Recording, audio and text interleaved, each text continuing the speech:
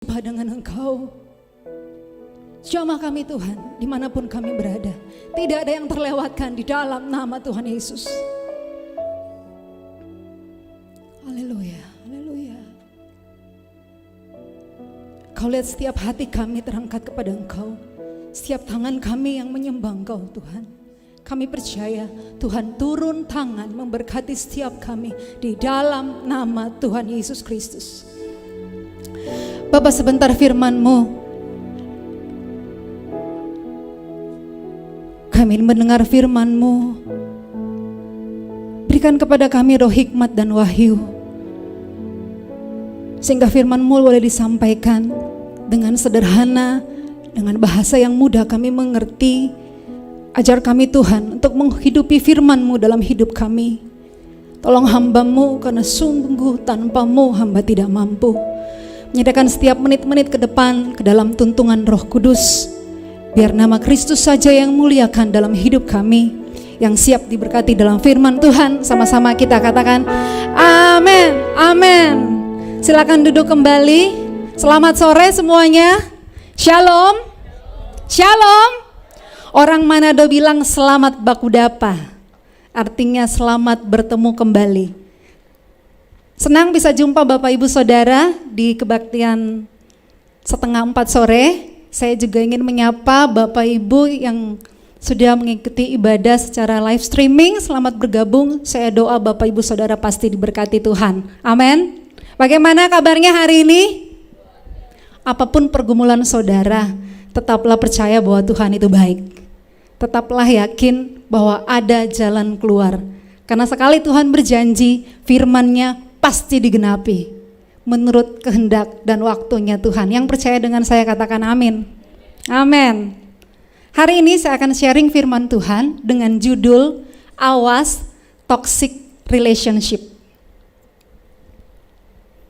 Beberapa waktu belakangan ini sering sekali terdengar istilah toxic di mana-mana. Mulai dari toxic friend, toxic partner, toxic parents, orang tua yang toxic, teman yang toxic, rekan kerja yang toxic. Kata toxic, next, itu bisa memberi efek bahaya. Jadi toxic friend, toxic parents, toxic partner itu adalah mereka yang bisa memberi efek bahaya pada Anda. Kata toxic itu sendiri biasanya dilekatkan pada seseorang pada saat ia tidak sadar memberi pengaruh negatif kepada orang lain. Baik melalui perilaku, sikap, tutur katanya, atau cara bicaranya. Makanya penting sekali kita mengenali tipe-tipe orang toksik yang ada di sekitar kita. Berikut. Mari kita lihat beberapa tipe orang yang toksik. Yang pertama, orang yang selalu komplain. Orang toksik, orang yang suka sekali komplain, selalu mengeluh. Di depan matanya itu ada aja yang kurang. Jadi kalau dia ngomong sesuatu tuh kayak kurang pas gitu. Komentarnya selalu komen negatif. Jadi kalau ada orang datang, bisa tanya, kayaknya kamu kurang cocok pakai baju yang itu. Lihat sedikit rambutnya kurang pas. Menurut dia ada yang kurang. Orang yang toksik itu orang kalau ngomong kata-katanya tuh selalu nyakitin. Kata-katanya tuh kasar. Omongannya tuh selalu ngerendahin dan menghina. Orang yang suka komplain ke gereja A nggak cocok, ke gereja B nggak cocok. Yang kedua, orang kepo. Orang toksik itu orang yang kepo, pengen tahu urusan orang. Saya punya tetangga depan, itu kalau saya suka siram-siram tanam di depan, dia suka teriak begini sama saya. Jadi dia lantai 2, saya lantai 1. Dia siramnya pakai gayung, saya siramnya pakai selang. Dan dia selalu teriak gini sama saya, hampir setiap kali, "Say, laki lu gak pulang." Kalau Bapak Ibu jadi saya bagaimana perasaannya? Saya malu sama tetangga sebelah. Tapi saya biarin aja. Orang yang kepo itu suka mencampuri urusan orang lain. Lihat orang posting di sosmed, jalan-jalan mulu, kesana kemari, healing kesana kemari, makan makanan yang enak, ala-ala resto viral di TikTok. Ditanya, itu lakinya kerja apa? Orang toksik, orang yang kepo, suka mencampuri urusan orang lain. Dia tidak punya batasan dalam pertemanan. Yang berikut, orang yang toksik itu orang yang suka marah-marah. Cepat sekali terpancing emosinya. Temperamental, emosional. Orang yang toksik itu orang yang selfish, yang tidak pernah memikirkan orang lain, hanya mikirin diri sendiri. Ingat baik bahwa orang selfish, dia tidak pernah tertarik sama hidupmu. Dia cuman mikir dirinya sendiri. Kalau temenan sama kita, kalau ada maunya. Orang yang toksik itu orang yang suka memanipulasi. Mereka suka berbohong, suka membolak-balikan fakta seolah-olah kita rasa bersalah. Ingat baik bahwa orang yang memanipulasi itu mereka suka sekali mengontrol orang lain. Ingat baik bahwa pertemanan, berikutnya, pertemanan itu identik dengan masa depan. Dengan siapa kita bergaul, itu menentukan masa depan kita. Contoh, jodoh. Jodoh kita di masa depan berasal dari teman-teman. Teman satu gereja, teman satu pelayanan, teman main musik, teman kantor, teman satu divisi. Saya ketemu suami saya Erlangga itu dikenalin sama Koweling di parkiran gereja di bawah. Jadi jodoh kita berasal dari teman-teman kita. Kita tidak mungkin menikah sama orang yang tidak kita kenal. Betul? Jadi perhatikan baik-baik dengan siapa kita berteman, karena jodoh kita di masa depan itu berasal dari teman-teman kita. Kedua, kerjaan.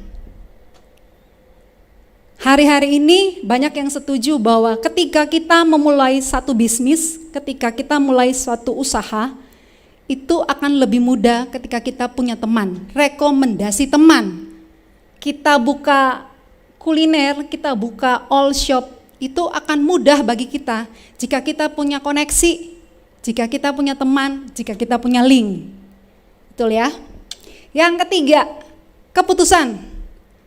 Keputusan kita pun seringkali itu dipengaruhi sama teman-teman kita, termasuk hal-hal yang pribadi.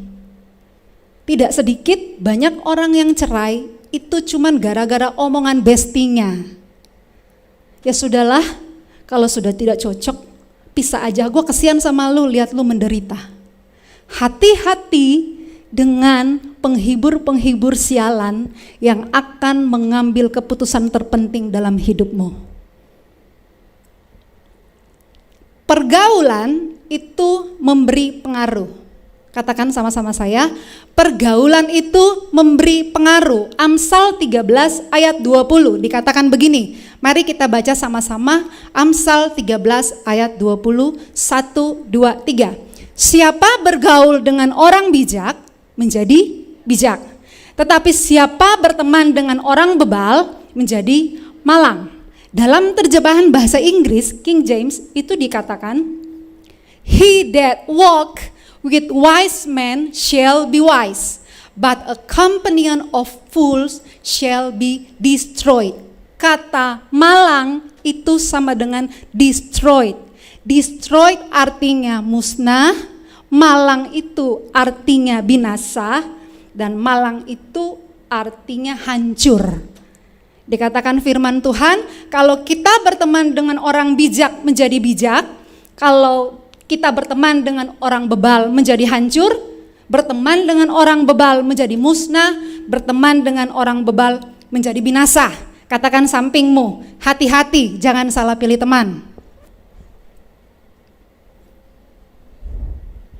Oke, berikutnya, pergaulan itu memberi pengaruh yang hebat dalam hidup kita. Jadi pertemanan itu punya peranan dalam hidup kita. Contoh, gaya bahasa. Waktu kuliah, saya kuliah asrama di Malang. Mayoritas mahasiswanya itu orang Ambon, jadi ada orang Kalimantan, orang Sulawesi, orang Jawa, ngomongnya Ambon. Di Karawaci saya pelayanan sama anak-anak Kupang, karena setiap hari teman dengan mereka, lama-lama saya bisa ngomong Kupang sedikit-sedikit. Lihat ya, gaya bahasa bisa berubah. Model rambut. Bulan lalu anak saya disuruh sama coachnya untuk potong rambut. Kalau laki itu 020, kalau perempuan itu potongannya polwan. Kebetulan anak saya Paskibraka Kabupaten Bogor, jadi sebelum dia masuk karantina harus dipotong pendek semua rambutnya. Jadi waktu pas dia masuk sekolah, teman-temannya kan nggak tahu. Teman-temannya bilang, Daniel, kamu rambutnya cocok deh kalau dipendekin. Temannya bilang, aku mau potong kayak kamu. Minggu kemudian dia tanya sama saya, Mami, kita salonnya di mana ya? Kenapa emangnya? Katanya Miss aku mau potong rambut kayak aku. Lihat, pertemanan merubah penampilan. Gaya bicara. Anak saya punya teman namanya Mika. Dia tuh kalau ngomong suka gini-gini. Tante, mie goreng tante paling enak. Dia kalau ngomong sama saya gitu. Jadi rata-rata mereka itu ada 6 berteman. Kalau ngomong, semua gayanya Mika be like. Yang ada begini-begininya. Gitu. Lucu ya? Ingat bahwa pertemanan itu punya pengaruh, punya peranan dalam hidup kita. Gaya bahasa bisa berubah, model rambut bisa sama. Kalau kita bergaul dengan siapa, penampilan kita juga akan berubah, ngikutin mereka. Jadi suka meniru. Kita harus bijaksana memilih dengan siapa yang ada dekat kita. Siapa orang-orang yang ada terdekat di lingkaran kita. Pilihlah orang-orang yang meningkatkan nilaimu, bukan orang-orang yang menghilangkan nilaimu. Saya suka ada satu quote yang bilang gini, kalau Anda ingin lihat seberapa Anda menghargai diri Anda, mari mulai lihat siapa orang-orang yang ada di sekitarmu hari ini. Karena orang-orang di sekitar Anda menentukan seberapa berharganya Anda menilai diri Anda sendiri. Manusia itu cenderung mencari contoh, cenderung mencari panutan, cenderung mencari teladan, mencari dukungan. Saya tidak tahu Anda besar atau Anda mengikuti contoh atau teladan siapa. Siapa yang menjadi panutan dalam hidup Anda. Tetapi biasanya pergaulan itu menentukan kita jadinya seperti apa. Di mobil anak saya tadi cerita, saya sambil nyetir nih, saya bilang sama dia, coba kamu baca teks Mami. Dia bilang, waktu saya sampai di sini, dia bilang gini, Mami, saya kemarin lihat TikTok, itu ada satu anak dikasih mobil sama bapaknya. Mobilnya udah tua katanya, udah lama. Bapaknya bilang, coba kamu pergi jual ini mobil. Dia pergi ke satu toko. Toko yang pertama, mobil itu cuma dihargai 100 juta. Dia pulang, dia bilang sama bapaknya, cuma 100 juta. Kata bapaknya, kamu pergi lagi ke toko yang kedua. Dia pergi ke toko kedua, cuma dihargain 500 juta. Kata bapaknya, pergi lagi ke toko yang ketiga. Di toko yang ketiga, itu dihargain 1 miliar. Kata bapaknya gini, itu saya beli mobilnya 3M katanya.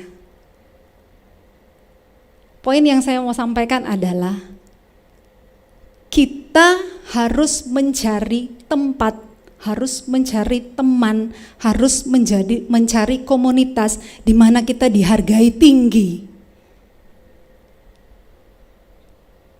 Kita harus mencari komunitas, harus mencari teman di mana kita dihargai tinggi.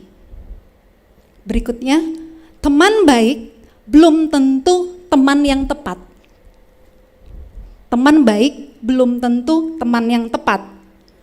Teman itu ditentukan kebanyakan kelihatan pada saat you are in the dark times. Anak saya bilang, teman itu akan kelihatan pada saat kita ada di titik paling rendah kita. Itu teman. Pada saat kita ada dalam kesulitan, who's with you when you are in the darkest moment, that your friends actually. Siapa yang bersamamu pada saat kamu dalam keadaan kesulitan, itulah temanmu sesungguhnya. Berikutnya, saya mau share ciri hubungan yang sehat sama hubungan yang toksik. Pertama, hubungan yang sehat itu menyegarkan jiwa. Jadi kita ada perbedaan yang di sini hubungan yang sehat dan hubungan yang tidak sehat atau hubungan yang toksik. Pertama, hubungan yang sehat itu menyegarkan jiwa. Pernah nggak sih rasanya stres, badannya lemah, mentalnya ini udah kayak lelah. Tapi pada saat kita ketemu sama teman-teman yang nyenengin, yang semangatin, itu rasanya kita ada sesuatu kekuatan, ada kesegaran. Nah, hubungan yang sehat itu adalah hubungan yang menyegarkan. Yang kedua, mempertajam. Hubungan yang sehat itu mempertajam hidup kita. Hidup kita menjadi lebih produktif. Contohnya, kita tuh going nowhere, ngerjain ini, ngerjain itu, mentok. Tapi melalui pertemanan diingetin, udah lalu jangan kerjain yang ini, lu kerjain yang ini aja.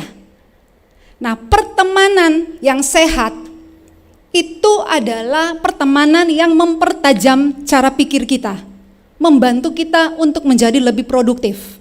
Yang ketiga, hubungan yang sehat itu adalah hubungan yang mengarahkan, yang membuat kita menjadi lebih baik atau mengarahkan hidup kita menjadi lebih baik.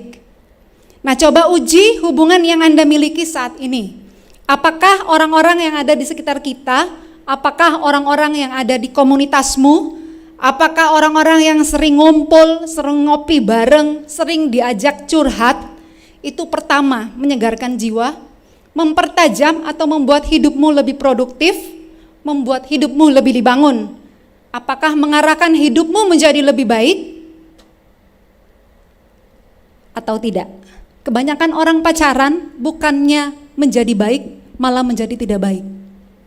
Kebanyakan orang sekarang ngegeng, ngegrup, bukannya menjadi lebih baik, malah menjadi tidak baik. Nah, pastikan dalam pertemanan kita ngumpulnya sama orang-orang yang selalu membawa kita ke arah yang lebih baik. Hubungan toksik ada 3. Ini bertolak belakang dengan yang tadi ya. Kalau yang sehat menyegarkan, kalau yang ini melemahkan. Pertama, melemahkan jiwa, selalu jadi beban. Pertemanan yang jadi beban. Yang kedua, mencelakakan bukannya mempertajam.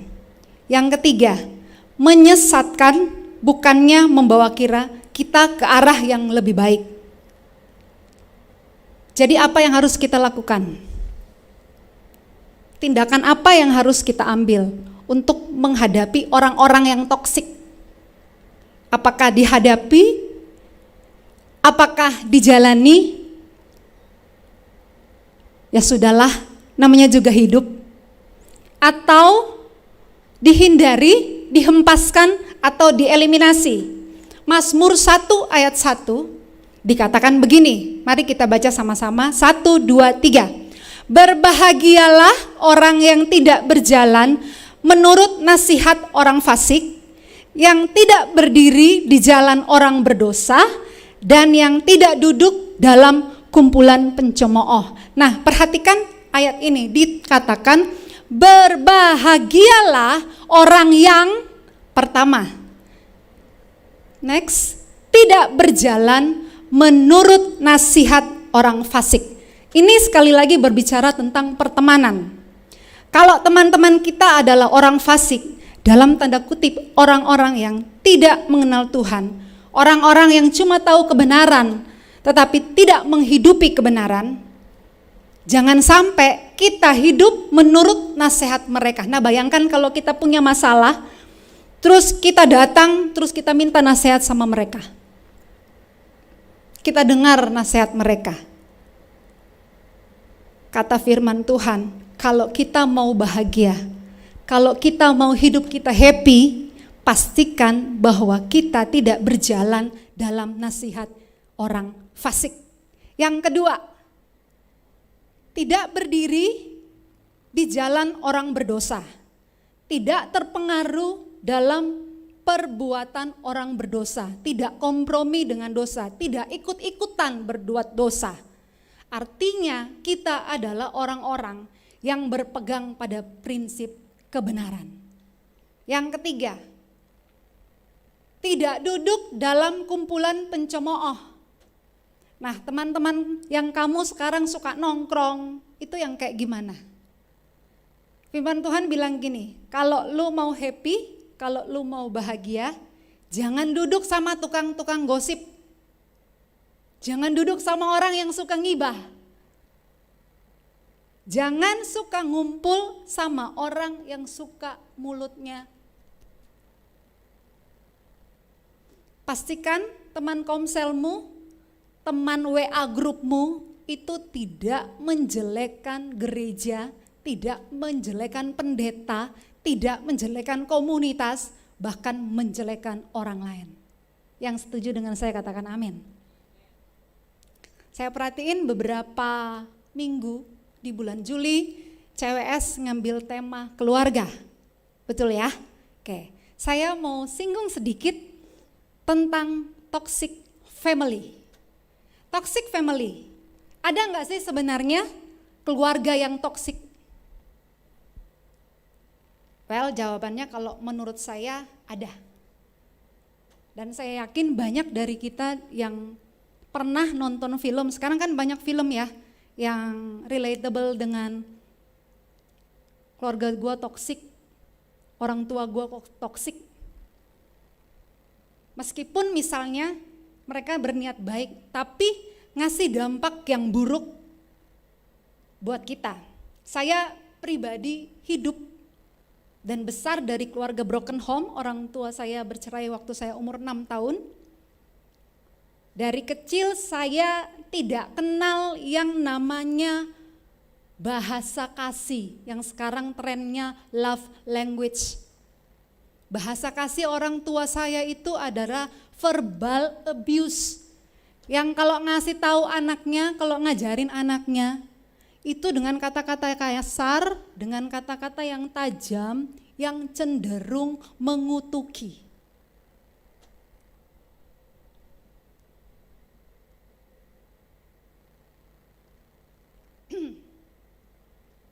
Jadi bukan kata-kata positif yang membangun, bukan. Ada satu film yang saya ingin kita belajar tentang apa yang namanya toxic family, itu judulnya Encanto. Udah ada yang nonton film Encanto? Saya sudah berkali-kali. Udah ya? Di film ini ngebahas tentang keluarga Madrigal yang semua anggota keluarganya punya kekuatan yang hebat, kecuali satu orang anak ini yang namanya Mirabel. Awalnya Mirabel merasa bahwa tidak punya superpower atau kekuatan itu bukan masalah. Tapi lama-kelamaan hal ini akhirnya ngasih dampak yang buruk ke Mirabel, karena tiap kali dia pengen bantu keluarganya, neneknya tuh selalu bilang gini, lu gak usah ngapa-ngapain, gak apa-apa, serahin aja semuanya kepada anggota keluarga yang punya kekuatan. Karena kalau Mirabel ini yang ambil alih, basically hal yang dia kerjakan itu cenderung atau biasanya bakal berantakan dan tidak sesuai dengan yang neneknya harapkan. Dan selama film ini pun kita bisa ngelihat bahwa bukan hanya Mirabel yang merasa tekanan, yang kasih tekanan tuh neneknya Mirabel, tapi saudaranya, pamannya itu ngerasain hal yang sama. Dan tekanan ini juga yang membuat mereka bersalah, mereka tidak punya kontrol untuk keputusan yang mereka buat. Sampai-sampai mereka harus kabur dari rumah. Dari sini kita dapat gambaran bahwa keluarga Madrigal ini punya beberapa aspek yang menggambarin kalau dinamika keluarga mereka tidak benar-benar sehat. Populernya adalah toxic family. Pun sebenarnya belum ada definisi apa sih sebenarnya itu toxic family, karena akhir-akhir ini hampir semuanya dijadikan toxic. Betul ya? Tapi dari satu situs yang saya baca, Mental Health Amerika, dikatakan bahwa toxic family itu biasanya berhubungan dengan konflik, sama kelakuan yang buruk, juga sama penganiayaan, atau ya salah satu pihak merasa teraniaya. Hubungan antar keluarga tegang, kayak nggak hangat gitu ya, komunikasinya pun buruk, bahkan kita cenderung lebih aman berada di luar rumah daripada di rumah di keluarga kita sendiri. Dan itu kita bisa nonton di film Encanto. Kenapa toxic family itu terbentuk? Apakah salah satu figur orang tuanya atau gimana? Toxic family terbentuk karena gabungan beberapa hal kompleks. Jadi tidak hanya satu kompleks aja, tapi dari beberapa pengaruh. Pengaruh pengalaman traumatis dari orang tua juga bisa menjadi salah satu alasan. Contoh, kalau nenek kita kasih pressure ke orang tua kita, itu biasanya juga bakal kasih pressure dan akan mempengaruhi parenting style-nya kita, orang tua kita. Jadi kalau kita dulu tidak dapat kasih sayang, bisa-bisa nanti kita akan mengajarkan hal yang sama kepada anak kita. Jadi mempengaruhi. Tentu itu tidak akan terjadi kalau kita mengevaluasi diri kita. Bukankah hari ini semua bisa jadi toksik? Toksik suami yang toksik, istri yang toksik, mertua yang toksik, menantu yang toksik. Coba tanya diri sendiri, pelajaran apa yang bisa saya ambil dari firman Tuhan hari ini? Tindakan apa yang perlu saya lakukan terkait kebenaran firman Tuhan ini?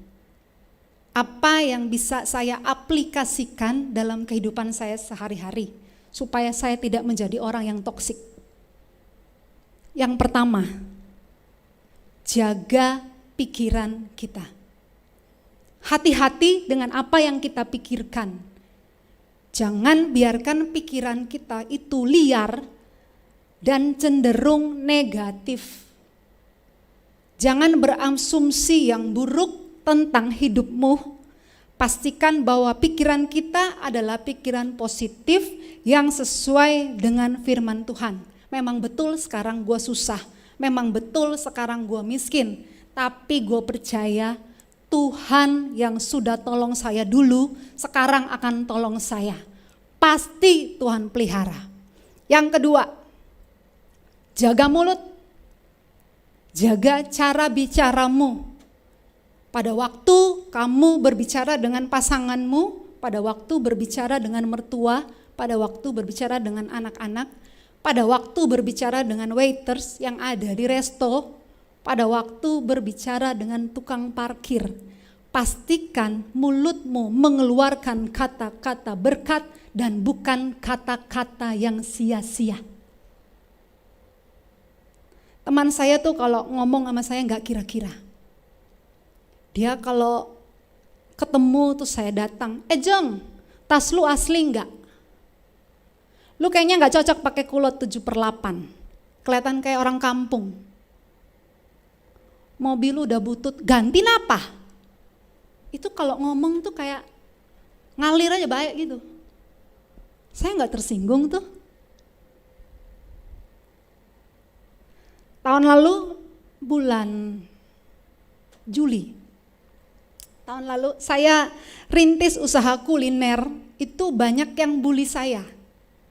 Banyak perkataan yang melemahkan, yang tidak mendukung dari sekian yang katanya saya punya teman seabrek. Itu yang datang cuma 1, 2, 3. Yang kasih selamat. Makanya hati-hati, jangan semua orang lu bilang, "Hey bestie." No. Jangan semua orang lu bilang, "Itu kawan gua." No. Papa saya suka bilang gini, kalau ngana banyak doi, banyak teman. Ngananya ndak ada doi, no teman.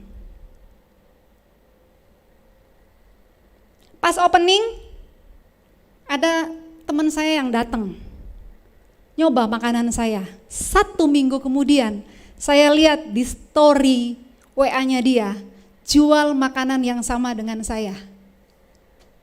Satu lagi bestie saya datang, kalau gua mah nggak mau buka kayak gini, gua tuh harus buka yang franchise yang bermerek. Saudara tahu apa yang saya lakukan? Saya pulang di rumah, saya ngajak tiap hari, tunjuk ke diri saya, kamu diberkati Tuhan, kamu luar biasa, hidupmu penuh mujizat. Sampai hari ini, kalau kuliner saya masih berdiri, itu karena Tuhan. Sampai hari ini, kalau warung saya masih ada, bukan karena kegagahan saya. Gua mah cuma bisa masak masakan rumahan, bukan masak-masak yang populer gitu, yang sudah ditambah embel-embel sana sini. Bukan, cuman makanan orang Manado yang dimakan setiap hari. Cuman itu.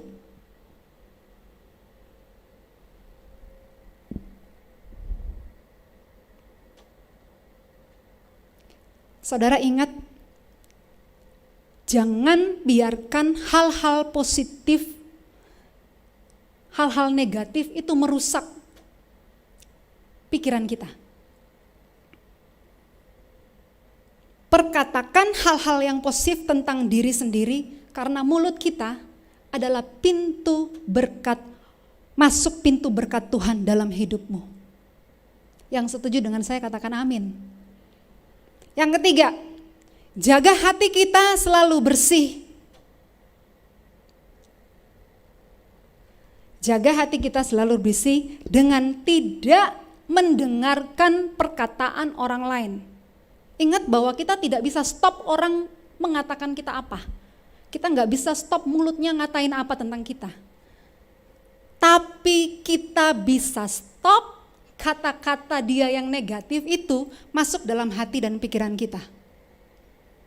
Sebuah kapal itu tidak akan tenggelam karena ada air di sekitarnya. Kapal itu akan tenggelam karena ada air di dalamnya. Betul ya?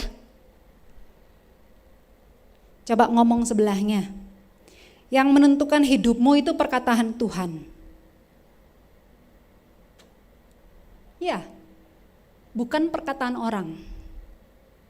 Hidup kita itu tidak ditentukan sama mulut orang. Karena mulut orang itu ada aja yang menghujat, yang membuli. Tapi ingat bahwa kita hidup karena perkataan Tuhan. Apa kata Tuhan lebih penting daripada apa kata manusia. Dengan demikian, hati kita akan terjaga, tidak membenci, tidak mendengki, dan tidak iri hati. Mari kita tundukkan kepala. Haleluya. Hamba-Mu sudah selesai berbicara Tuhan. Apa yang Tuhan taruh dalam hati sudah hamba sampaikan. Saya doa supaya Tuhan memberkati setiap kami.